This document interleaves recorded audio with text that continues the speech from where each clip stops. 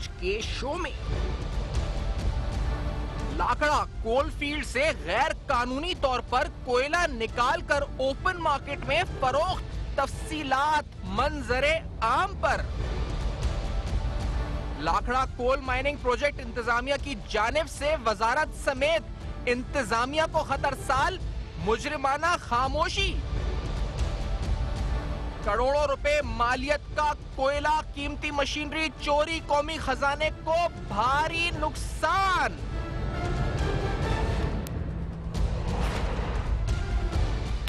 अस्सलाम वालेकुम। पस पर्दा हकायक, सनसनीखेज इंकशाफात, प्रोग्राम बेनकाब में हूं आपके साथ सैफान खान।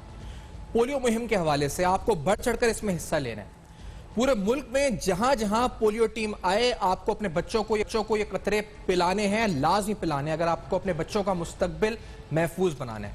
इससे पहले कि आज खुसूसी तौर पर हम बात करें कि बिलखुसूस सूबा सिंध में पोलियो मुहिम के नताइज क्या रहे, हम आपको ये बताते हैं, एक पैकेज दिखाते हैं पोलियो के हवाले से कि ये मुहिम कोविड के बाद किस तरह से NSOPs के साथ शुरू हुई और इस मुहिम के कुछ डिटेल्स, जिसके बाद तफसीलन बात रिजल्ट्स के ऊपर और हर्डल्स के ऊपर भी। पहले आपको ये पैकेज दिखाते हैं।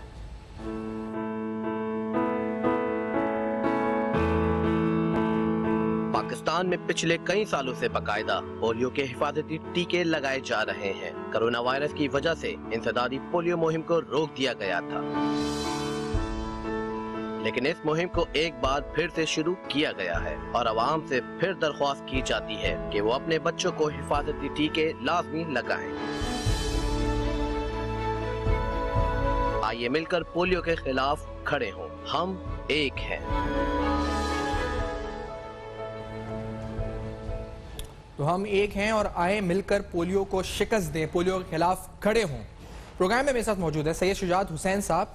सैयद शुजात हुसैन साहब कोऑर्डिनेटर हैं इमरजेंसी रिस्पांस यूनिट UC4 गडाब के, और ओवरऑल जो फिगर्स रही हैं पूरे सिंध की पोलियो मुहिम के हवाले से, क्या कवरेज रही है, क्या रिजल्ट्स रहे हैं, पहले इससे शुरुआत करते हैं। शुजात साहब, क्या सूबा सिंध की परसेंटेज रही आपकी अब तक मुहिम की कवरेज कितनी हुई है?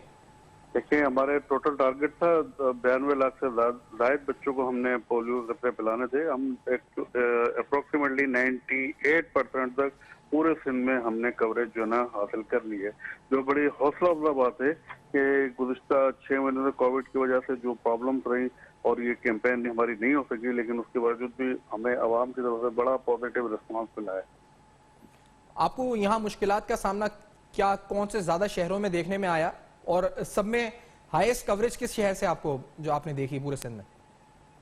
देखिए, इसमें हाईएस्ट कवरेज का तो मैं आपको नहीं बता सकता, लेकिन बहरहाल थोड़े बहुत प्रॉब्लम्स जो है ना हर जगह पे पेश आते हैं, रिफ्यूजल होते हैं, लोगों के जहनों में मिसकंसेप्शन होता है, जिसको हमारी जो कैंपेन शुरू होने से पहले हमारे पास जो है सोशल एक्टिविटीज हम करते हैं इनके इलाकों में जाके, और मसाजिद से ऐलान करते हैं, मसाजिद में सेशन रखते हैं, बाहर सेशन रखते हैं, लोगों को अवेयरनेस देते हैं कि पोलियो के 2 कतरे जो हैं आपके बच्चे की जिंदगी की अलामत है, जिसकी वजह से हमें बहुत कम जो ना इसमें हर्डल महसूस होती है पोलियो के खतरे पिलाने में।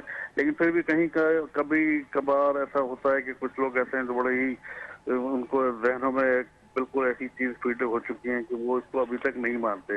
कोई कहते हैं इससे हमारी नस्ल में किसी का है, लोगों के जहनों में इसी टाइप के मुख्तलिफ जो है ना निगेटिव किस्म की चीजें हैं जो हम उनके जहनों में हमारे मुल्क के कुछ नाखबर अंदेशों ने फैलाई हुई हैं, जिसको हम गाहे बगाए हल करते रहते हैं, उनको समझाते हैं, और उसमें अल्लाह ताला के फजल से हमें कामयाबी भी हासिल होती है।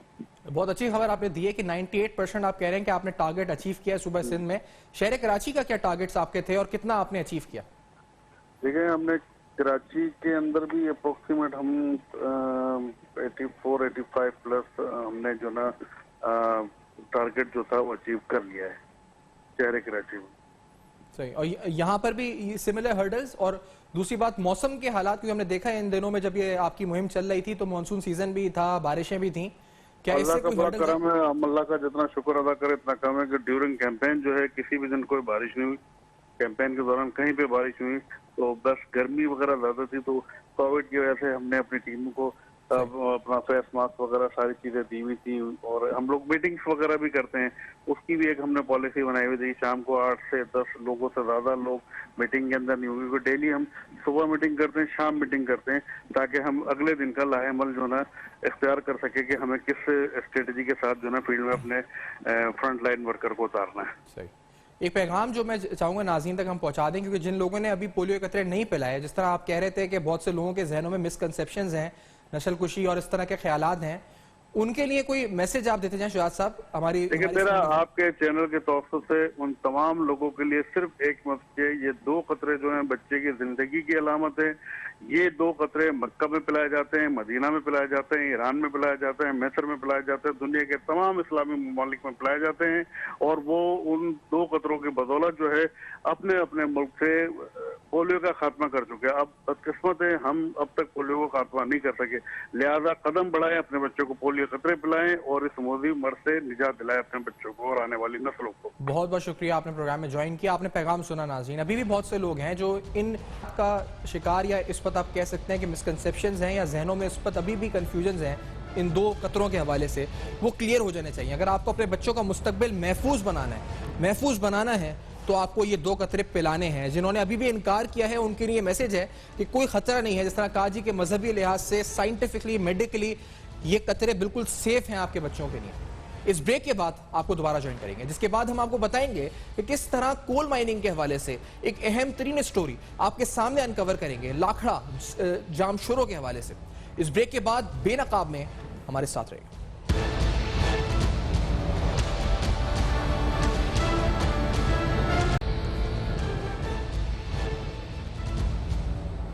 Welcome back. आप देख रहे हैं बेनकाब। बेनकाब में आपके सामने कुछ अहम तरीन इंकशाफात करते हैं लाखड़ा कोल माइनिंग फील्ड्स के हवाले से। डिस्ट्रिक्ट जामशोर में मौजूद लाखड़ा कोल माइनिंग फील्ड के हवाले से ये इंकशाफात बड़े इस वक्त इंपॉर्टेंट हैं, बड़े इस वक्त रिवीलिंग है कि किस तरह से इस कोल माइन से कोयला मुसलसल गैर कानूनी तौर पर न सिर्फ चोरी किया जा रहा है बल्कि फरोख्त भी किया जा रहा है। ये फरोख्त भी ओपन मार्केट में किया जा रहा है। इस सिलसिले में आपको दस्तावेजी सबूत के साथ बताएंगे कि किस तरह के PMDC यानी जो पाकिस्तान मादनियाती डेवलपमेंट कॉर्पोरेशन है इस वक्त, वो क्या कहती है, इसका मौकिफ क्या है इस पूरे सिलसिले में, उनकी यूनियन का मौकिफ क्या है, यानी एम्प्लॉइज यूनियन, ये सब भी आपको दिखाएंगे। जो खतूत का तबादला हुआ है ये भी आपको बताएंगे कि किस तरह से आपस में खतूत हुए। पुलिस, इंतजामिया, एनर्जी डिपार्टमेंट सिंध, सबको बताया गया कि किस तरह से कोयला चोरी किया जा रहा है। ये चोरी का इंकशाफ बड़ा इंपॉर्टेंट है। मैंने जिस तरह कहा कि ये कोयला लाखड़ा कोल फील्ड से चोरी या गैर कानूनी तौर पर जो कोयला है उसको निकाल कर ओपन मार्केट में फरोख्त किया जा रहा है। यहां पर यह बताना जरूरी है कि किसी डिलीवरी ऑर्डर, चालान या GST यानी सेल्स टैक्स अदायगी के बिना ठेकेदारों की जानिब से कोयला निकालने का गैर कानूनी धंधा जारी है। एक अंदाजे के मुताबिक यौमिया 1200 टन कोयला गैर कानूनी तौर पर निकाला जा रहा है।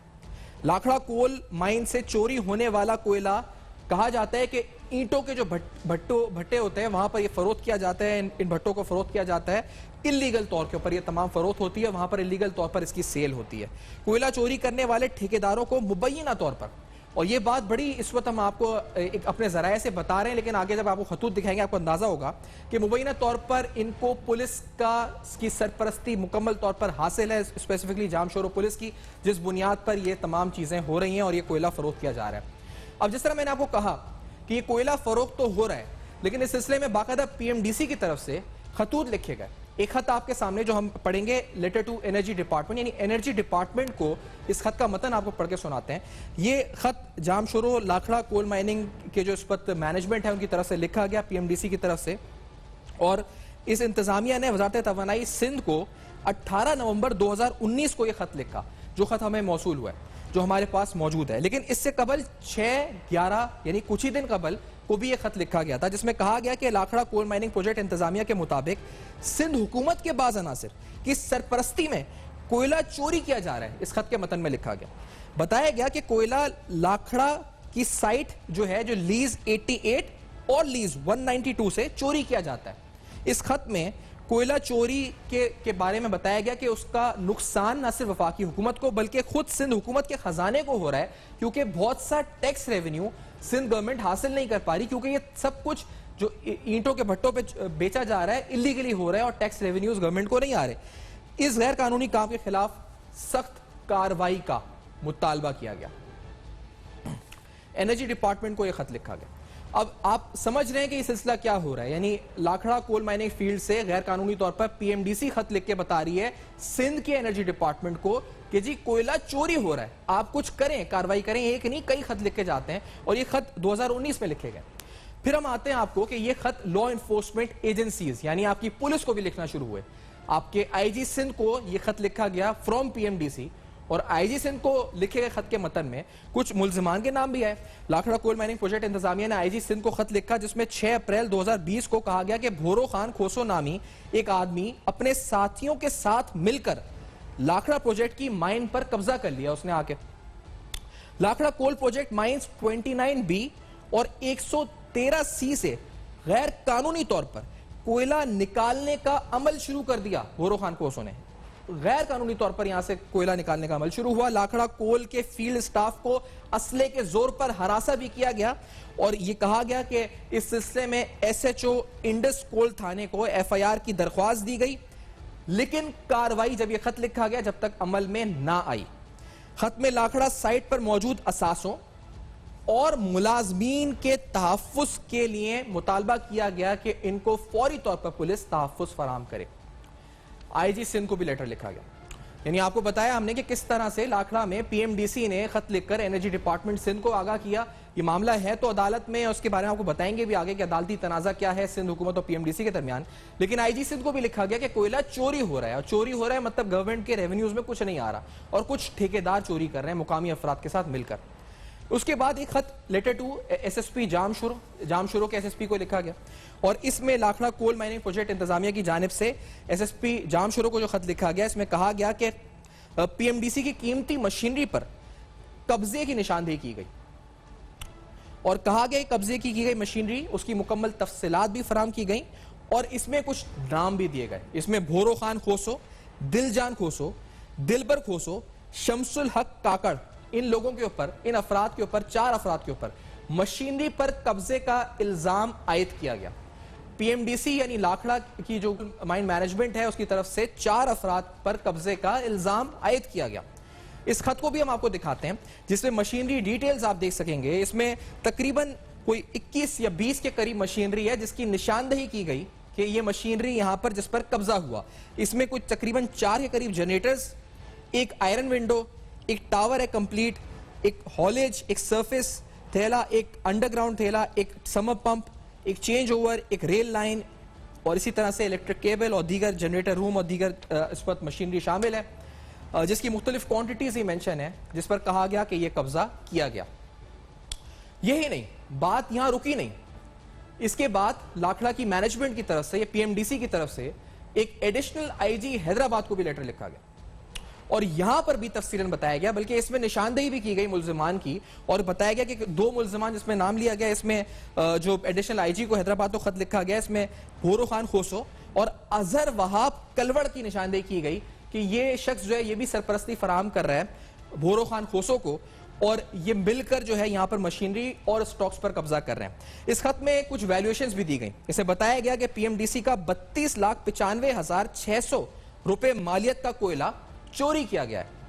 यहां पर यह भी बताया गया कि तकरीबन 1,30,22,240 रुपए मालियत की मशीनरी भी चोरी की गई है और नामजद मुल्जिमान के खिलाफ कार्रवाई का मुतालबा भी किया गया। हम आपको इस खत की भी डिटेल्स दिखा देते हैं। इस खत की डिटेल्स में अगर आपको हम जाएंगे तो आपको वैल्यू आपको पता चलेगी कि क्या है स्टॉक की। तकरीबन जो स्टॉक बताया गया कि जो as per daily reported stock of coal वो 504 मिलियन टन है और जिसकी अमाउंट बनती है तकरीबन 32,95,000 रुपए। ये स्टॉक कहा गया जी के कब्जे में लिया गया, गैर कानूनी तौर पे चोरी हुआ। और इसके अलावा जो माइंस मशीनरीज हैं यानी जिसके जरिए माइनिंग होती है उस मशीनरी पर कब्जे का भी इल्जाम आयद किया गया और ये पाकिस्तान मिनरल डेवलपमेंट कॉर्पोरेशन की तरफ से ये कहा गया कि site reports against forcibly snatched mines and machineries and stolen stock of coal from TMDC Lakhra site.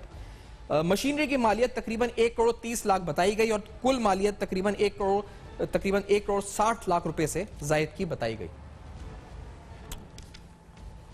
इस सिलसिले में जब हमें ये तमाम तफसीलात मिली तो जो सीबीए एम्प्लॉइज यूनियन है लाखड़ा की इस साइट की उनका मौकिफ भी जाना और वो भी हम आपको अपनी स्क्रीन पर दिखाते हैं कि उनकी तरफ से क्या कहा गया। इससे आपको अंदाजा होगा कि जो कोयला चोरी के हवाले से एम्प्लॉइज यूनियन का मौकिफ है वो क्या है। जो एम्प्लॉइज यूनियन है लाखड़ा की, उनकी तरफ से पहले तो इसका ब्रीफ बताया गया जी कि पीएमडीसी पाकिस्तान मादनी तरक्याती कॉरपोरेशन है और लाखड़ा कोल माइनिंग प्रोजेक्ट जो है इस वक्त उसका है। इसमें कहा गया कि पीएमडीसी को लाखड़ा कोल फील्ड जामशोरो सिंध में तकरीबन 1982 में जमीन लीज पर दी गई थी और इस पर तकरीबन पीएमडीसी की तरफ से यानी पाकिस्तान मादनी तरक्याती कॉरपोरेशन की तरफ से 770 मिलियन रुपए खर्च किए गए जब 1982 में यह जमीन इनको लीज पर दी गई थी। और पीएमडीसी लाखड़ा प्रोजेक्ट में 1982 से तकरीबन 80% जो यूनियन का मौकिफ है 80% मुकामी आबादी के लोग मुलाजिम हैं, 80% मुलाजिम हैं। फिर बताया गया कि पीएमडीसी को डिस्ट्रिक्ट जामशोरो में 2 लीजें यानी जिनका रकबा तकरीबन 5000 एकड़ से जायद है 30 साल की लीज में 1985 में दी गई। ये 30 साल की लीज पर दी गई जमीन 5000 एकड़ से जायद है जिस पर कब्जा हुआ। 2015 में लीज की मियाद खत्म हुई जिसके बाद इसकी तौसी नहीं की गई, यानी जो तौसी होनी थी अकॉर्डिंग टू द एग्रीमेंट वो नहीं की गई। लीजों की नीलामी रोकने और लीजों को पीएमडीसी को वापसी के लिए मामला अदालतों में भी गया। अदालती फैसले की रोशनी में पीएमडीसी ने माइनिंग का काम बंद कर दिया। अब यह बड़ी इंपॉर्टेंट बात है कि माइनिंग का काम बंद हुआ और अब ना सिर्फ खुद बंद किया बल्कि अपने मुकर्रर करदा ठेकेदारों को भी काम बंद करने की हिदायत कर दी कि अपने जो ठेकेदार थे उनको भी मना कर दिया। और काम बंद करने की हिदायत के बावजूद बास ठेकेदार गैर कानूनी तौर पर कोयला निकालकर चोरी शुदा कोयला मार्केट में फरोख्त कर रहे हैं। एम्प्लॉइज यूनियन के मुताबिक कोयला चोरी करके वफाक और सिंध हुकूमत का करोड़ों रुपए का नुकसान हुआ है क्योंकि कौमी खजाने को उसके टैक्स रेवेन्यूज नहीं मिले। ये मामला असेंबली के फ्लोर पे भी आया। मलिक सिकंदर साहब, असद सिकंदर साहब जो कि एमपी हैं, जब यहां पर ये कहा गया, बार बार कहा गया कि काम नहीं हो रहा, बंद है, उसके बावजूद मजदूर भी मर रहे थे। मजदूर कैसे मर रहे थे जब काम नहीं था? मलिक सिकंदर साहब ने भी उस वक्त एनर्जी मिनिस्टर इम्तियाज शेख साहब से अपील की, चीफ मिनिस्टर से अपील की थी। असेंबली के फ्लोर पे भी मामला रेज हुआ था कि किस तरीके से ये गैर कानूनी तौर पर काम चल रहा है, बल्कि ऑनरेबल सुप्रीम कोर्ट या सिंध हाई कोर्ट से कहा गया था कि वो सुमोटो ले इस मामले के ऊपर। लेट्स हियर दिस आल्सो कि इस मामले के ऊपर असेंबली के फ्लोर पर मलिक सिकंदर साहब ने क्या बात की थी। Let's hear this. के बाद कुछ ठेकेदार जो हैं उन्होंने पुलिस से मिलके वहां काम शुरू किया जो कि वहां के इलीगल काम था। मैं अपील करता हूं मिनिस्टर साहब से और वजीर आला सिंध से, क्योंकि उनका डिस्ट्रिक्ट है, कि अगर ऐसे हादसा हुए, कुछ साल पहले एक हादसा वहां पे पहले ही हो चुका था, ये तो बिल्कुल इलीगल हुआ है। इस वक्त हाई कोर्ट को भी सुओ मोटो लेना चाहिए और सिंध गवर्नमेंट को भी एक्शन लेना चाहिए। अगर इन ठेकेदारों को जेल में नहीं डाला गया तो मेरे ख्याल में इधर काफी और शहीद हो जाएंगे, क्योंकि ये पठानों को पता था कि ये जो जगह है वहां पे काम नहीं हो सकता, वो नहीं गए। कुछ लोगों को बरगला के वो कुछ पैसों का उम्मीद दिखा के वहां ले गए और वो बेचारे शहीद हो। ये इलीगल काम वहां पे हो रहे हैं। तो मुझे यकीन है कि गवर्नमेंट इसके लिए एफआईआर भी होगी और इनको जेल में भी डालेंगे। अब एफआईआर होगी, जेल में भी डालेंगे ठेकेदार, लेकिन हमारे जराए बताते हैं कि काम अभी तक जारी है। आगे चल के आपको मौक़िफ़ हम सुनाएंगे भी कि वज़ीर तवानाई इस पर क्या कहते हैं। लेकिन जिस तरह मलिक सिकंदर साहब ने सवाल उठाया था कि इलीगल काम हो रहा है, पुलिस क्या कर रही है, तो पहले पुलिस के किरदार से ही शुरू करते हैं। एसएसपी जामशोरो अमजद शेख साहब, इनको जो खतूत लिखे गए, आईजी सिंध को लिखे गए, आखिर इन्होंने क्या किया? ये बड़ा इंपॉर्टेंट सवाल है कि आखिरकार इन्होंने अब तक कार्रवाई क्यों नहीं की, क्योंकि पीएमडीसी के लेटर्स में बाकायदा इल्जाम लगाया गया कि पुलिस की सरपरस्ती और सिंध गवर्नमेंट के कुछ एलिमेंट्स की सरपरस्ती में ये काम हो रहा है। फिर कुछ मुल्जिमान है जिनके आपको इस वक्त दिखा देते हैं, जिनका नाम इसमें नामजद किया गया कि ये लोग मुलव्विस हैं इस कब्जे में। एक तो भोरो खोसो, आपने देखा, आपको दिखा भी देते हैं भोरो खोसो जो आपके साथ इस वक्त आ रहे हैं। इसके बाद दिलबर खोसो और फकीर दाद खोसो। जो फकीर दाद खोसो के बारे में हमें जरा बताते हैं कि ये इस वक्त इस काम में मुलव्विस रहा और ये तमाम लोगों की सरपरस्ती में ये मामला चलते रहे। ये इस वक्त वो लोग हैं जो इस पीएमडीसी की तरफ से इन लेटर्स में एक नहीं कई बार, यानी एनर्जी डिपार्टमेंट को, आईजी सिंध को, एडिशनल आईजी हैदराबाद को, एसएसपी जामशोरो को, कई बार इन नामों का पीएमडीसी ने जिक्र किया कि ये वो लोग हैं जो मशीनरी पे और कीमती स्टॉक के ऊपर कब्जा करके बैठे हुए हैं। ये वो खतूत हैं जो आप इस वक्त स्क्रीन पर देख रहे हैं। इस ब्रेक के बाद हम आएंगे, हम आपको बताएंगे कि वो कुछ इंकशाफात जो सीबीआई यूनिट बात हुई उन्होंने किए, और फिर हमारी इम्तियाज शेख साहब से बात हुई, उन्होंने भी कुछ बात की, उन्होंने नफी की इन तमाम तासुर की, और इसके साथ साथ आगे क्या यानी इस वक्त हो सकता है, इस पर एक्शन, ये भी हम सवाल उठाएंगे। हमारे साथ रहेगा इस ब्रेक के बाद।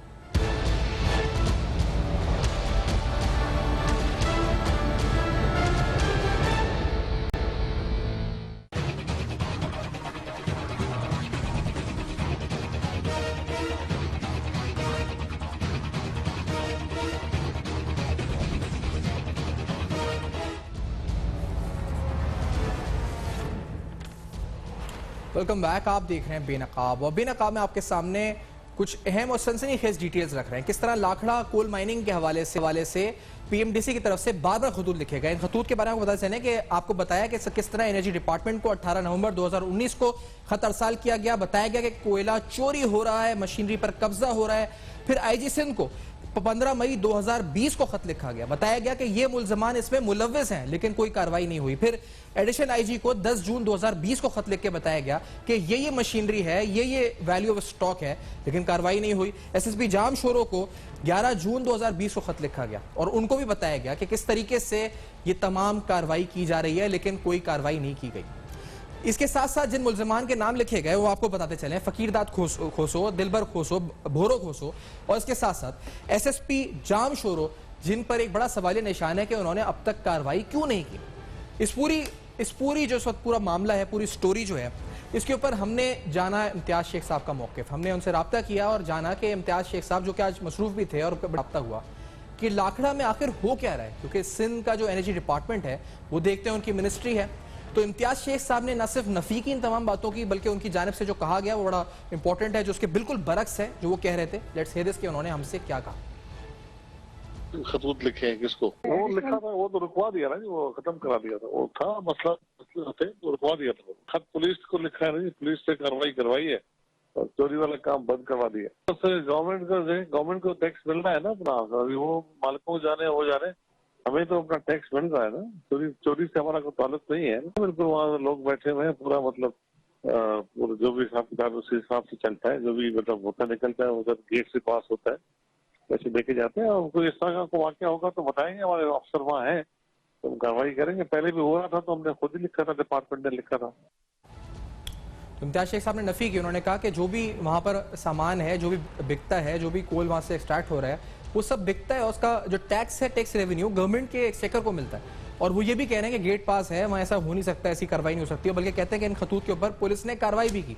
लेकिन सीबीआई यूनियन के सदर जो मदद अली खोसो साहब हैं, उनसे हमारी गुफ्तगू हुई और उन्होंने कुछ और ही बात की। बल्कि उन्होंने तो इम्तियाज शेख साहब का नाम भी ले लिया कि इम्तियाज शेख साहब ये सब कर रहे हैं।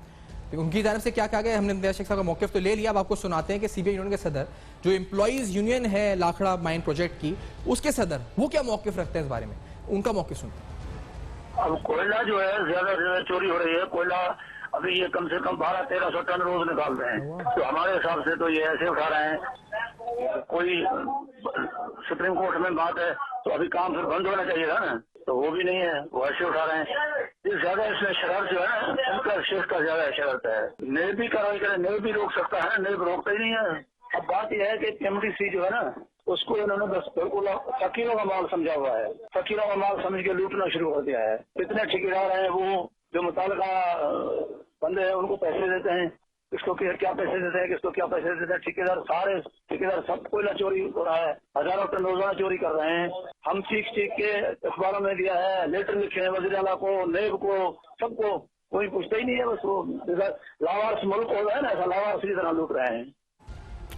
कहते जी लावारिस मुल्क है, हम भी लावारिस हैं, पीएमडीसी भी लावारिस है। 1200 टन कोयला चोरी हो रहा है, कह रहे हैं रोज चोरी हो रहा है 1200 टन कोयला, और इस पर कोई एक्शन नहीं है। उन्होंने नैब से मुतालबा किया कि नैब एक्शन ले। नैब से कहा जी कि नैब आए और इस मामले पर न सिर्फ नोटिस ले, बल्कि देखे कि ये सारा पैसा जो चोरी हो रहा है, ये जो सारा टैक्स पेयर मनी है गवर्नमेंट के एक्सचेकर में, क्यों नहीं जा रहा है। इन्होंने इम्तियाज शेख साहब के किरदार पर भी सवालात उठाए हैं, लेकिन बड़े अहम सवालात हैं। और हम कोशिश करेंगे कि इस ब्रेक के बाद आएँ तो हम कुछ नैब का और सिंध असेंबली में जो अपोजिशन रहनुमा है उनके भी हैं, और जो आपको हुकूमती मौक़िफ़ सुनाया है, जान सकें कि लाखड़ा कोल प्रोजेक्ट में आखिर हो क्या रहा है।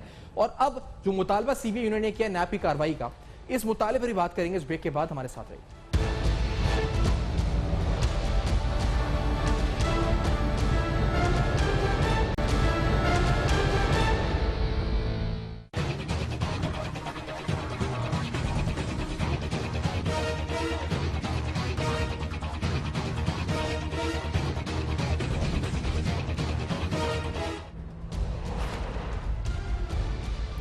Welcome back. आप देख रहे हैं बेनकाब, और बेनकाब में आपके सामने अहम तरीन तफसीलात रखी लाखड़ा कोल माइनिंग प्रोजेक्ट के हवाले से कि किस तरीके से न सिर्फ कोयला चोरी हो रहा है, पुलिस को कंप्लेंट्स हो रही हैं, कोई कार्रवाई नहीं हो रही।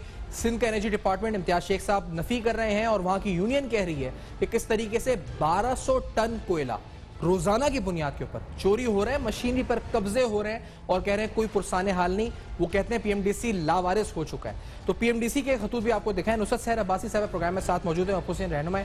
नुसरत साहब, ये दिस डिमांड्स एक्शन अगेन कि आप इस तरह के मामला को उठाती भी असेंबली के फ्लोर पर, ये एक बार फिर ऐसा वाकया है और मुसलसल हो रहा है। ओपन मार्केट में ये फरोख्त हो रहा है इलीगली, गवर्नमेंट एक्सचेकर में कुछ नहीं जा रहा, जो वहाँ की यूनियन भी कह रही है और ये लेटर्स भी कह रहे हैं पीएमडीसी के। यहाँ के जो एनर्जी मिनिस्टर हैं वो कह रहे हैं ऐसा कुछ नहीं हो रहा। ये तजाद क्यों है आखिरकार? सैफान, एनर्जी के मिनिस्टर साहब आज असेंबली के फ्लोर पर भी झूठ पे झूठ बोले चले जा रहे थे और जो उनसे सवाल पूछा जा रहा था उस सवाल का जवाब जब भी उनका डिपार्टमेंट का टर्न आया कभी उन्होंने नहीं दिया, कभी भी नहीं। क्योंकि ये जिस डिपार्टमेंट के मिनिस्टर हैं, ये डिपार्टमेंट इस कदर, जिसको कहते हैं ना बहुत ज्यादा इसमें कमाई के तरीकेकार है, वो डिपार्टमेंट के मिनिस्टर साहब हैं। इसलिए वो असल सवाल को घुमा फिराकर फिर वो अपने बेनजीर और बिलावल और आसिफ जरदारी पे चले जाते हैं। तो ये था, इनसे आप उम्मीद ना रखें तो ये आपको हकायक बताएंगे या सच बताएंगे।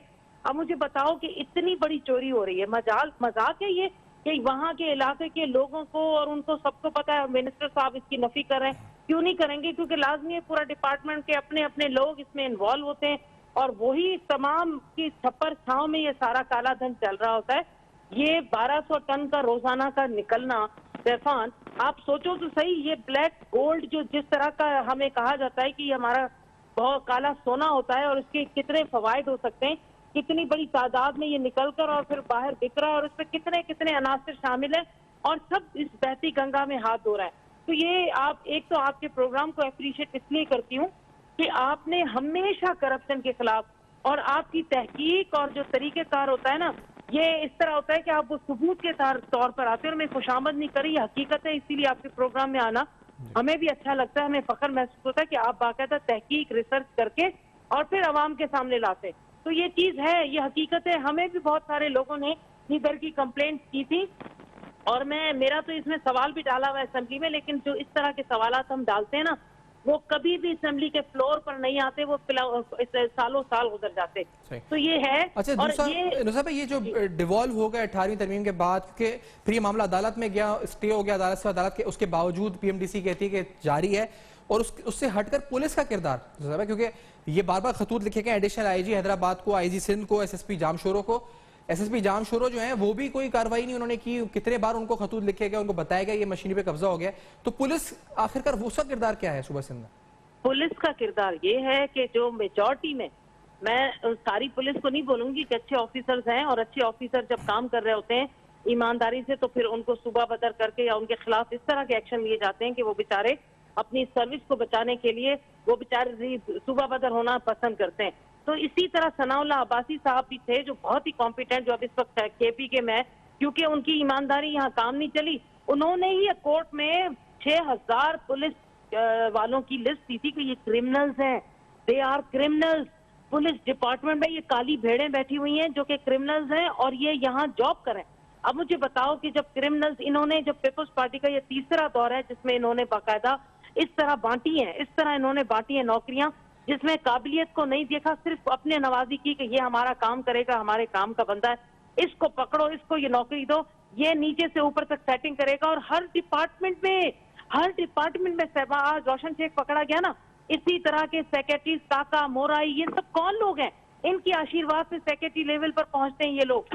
फिर जो भी मिनिस्टर आता है वो मिनिस्टर अपना मनपसंद सेक्रेटरी लेना चाहता है, फौरन लिखता है सीएम को कि मुझे मेरी पसंद का ये सेक्रेटरी चाहिए क्योंकि ये जबरदस्त मेरे आशीर्वाद से खुद भी खाएगा, हमें भी खिलाएगा, ऊपर क़यादत को भी भेजेगा। तो ये सिलसिले हैं। इसी तरह ये हमारे इम्तियाज शेख साहब हैं, लाजमी इनको वहां दिख नहीं रहा कौन सा चश्मा पहने, हमें पता है वो चश्मा जो उन्होंने पहना हुआ है ना, हमारे पास से तो सब उधर बुराई दिखती थी इनको, अब वहां चले गए तो इनको वहां सब अच्छा ही है, बस इससे अच्छी जो लीडरशिप है कोई नहीं है। तो ये हमारे बदकिस्मती है सैफान, हमारी बदकिस्मती कि हमारे पास जिस तरह के लोग हैं, जैसी हुकूमत है, वो सिर्फ और सिर्फ अपने असासे बनाने में, अपने लोगों को, अपनी क़यादत को कमीशन पहुंचाने में लगे। बेशक कराची से कश्मीर का सिंध तबाह बर्बाद हो जाए, हर इदारा तबाह हो जाए, हर इदारे में करप्शन हो, लोग गरीब बेचारे मर जाए, उनकी जिंदगियां तबाह हो जाए, लेकिन इन लोगों को इस चीज से कोई कंसर्न नहीं। अब ये इतनी बड़ी ब्लंडर हो रहा है जामशोरो में, जामशोरो पर बहुत बड़े बड़े जो वडेरे और नवाबों और उनकी जो वो 1-2-3 अभी पहुंच भी गए असेंबली के फ्लोर पर, जो कभी उनका वहाँ ठेकेदारी सिस्टम चलता था।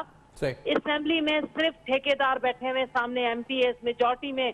अब वो जियाले नहीं है जिन्होंने जिंदगियां दे दी पीपुल्स पार्टी को, ये ठेकेदार जिन्होंने जी आपने ज्वाइन किया, वक्त दिया और अपना मौक़िफ़ पेश किया इस अहम तरीन हवाले पे। आप किरदार अदा करती है मुताबिक असेंबली की और अपोजिशन रहनुमाई सरबासी साहब की गुफ्तगू आपने सुनी। उम्मीद रखते हैं, क्योंकि हम उम्मीद रखते हैं कि सीएम सिंध या चेयरमैन पीपल्स पार्टी वो एक्शन लेंगे अगर ऐसा हो रहा है, जो जिस तरह के हक़ाइक़ सामने आ रहे हैं। पीएमडीसी खत लिख रहा है कि चोरी हो रहा है और एक्सचेकर को पैसा नहीं जा रहा।